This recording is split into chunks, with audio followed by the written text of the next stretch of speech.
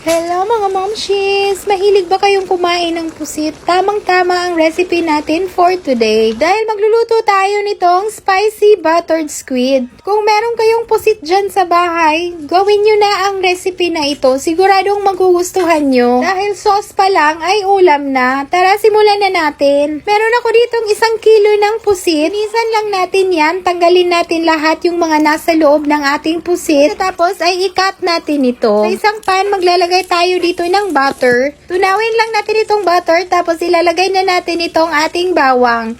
Igisa-gisa lang ito at ilalagay na rin natin itong ating sibuyas. Igisa natin itong bawang at sibuyas hanggang sa mag-aromatic siya. Maging golden brown. Pwede nyong dagdagan ito ng garlic mga moms. Mas masarap ito kapag maraming garlic na nilagay. Ngayon naman, ilalagay na natin itong ating mga pusit. Ayan, nililisan ko na ito at kinat ko lang ng maliliit. Igisa lang natin itong ating mga pusit, tapos tatakpan natin ito at lulutuin lang ng mga 2 minutes.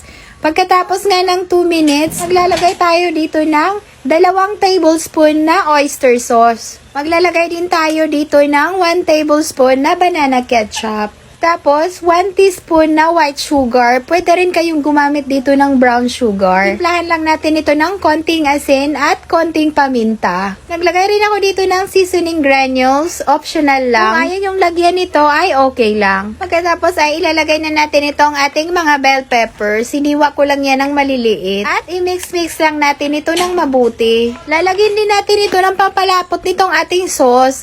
Nagtunaw lang ako ng 1 tablespoon na cornstarch sa 1/4 cup na water. Ito na nga, ilalagay na natin itong ating cornstarch.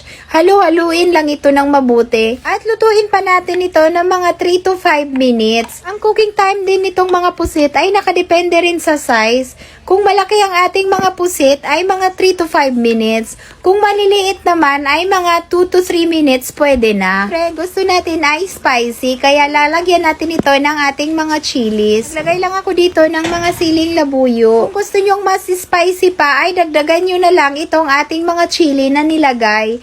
Halu-haluin lang natin ito ng mabuti. Continue lang tayo sa pagluluto for 3 to 5 minutes. Pagkatapos nga ng 5 minutes ay luto na itong ating mga pusit. Tanggalin na natin ito sa apoy at iserve na ito. Syempre, the best part na rin ito ng steamed white rice. Kung binabalak nyo itong lutuin ay damihan nyo na ang pagsasaing kasi nga mapapakain talaga kayo sa recipe na ito. Napakasarap nito mga moms. Yung sauce niya ay pwedeng-pwede ng pangulam. Sa mga pusit lovers dyan, subukan nyo na ang recipe na ito. For sure, magugustuhan nyo ito. For more recipe, i-follow nyo na ang Momshies Kitchen.